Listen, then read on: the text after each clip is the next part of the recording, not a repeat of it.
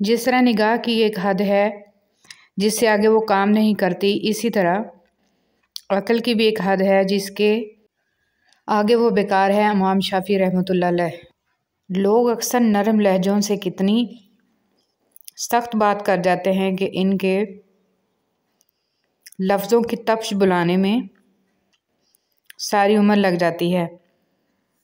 نبی کریم صلی اللہ علیہ وسلم نے ارشاد فرمایا، سچ بولنے کی عادت بناؤ کیونکہ سچائی نیکی کی راہ دکھاتی ہے اور نیکی جنت میں لے جاتی ہے۔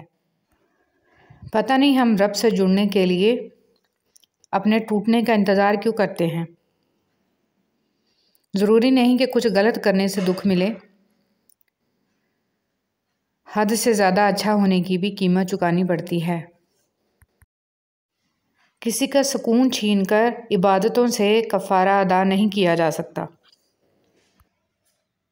جب درد حد سے زیادہ بڑھ جاتا ہے تو انسان روتا نہیں، خاموش ہو جاتا ہے۔ برے اعمال دیمک کی طرح ہیں، ان سے باہر سے تو کچھ نہیں بدلتا مگر اندر سب مٹی ہو جاتا ہے۔ کوئی سفر بھی لا حاصل نہیں ہوتا، منزل نہ بھی ملے تو راستے بہت کچھ سکھا دیتے ہیں۔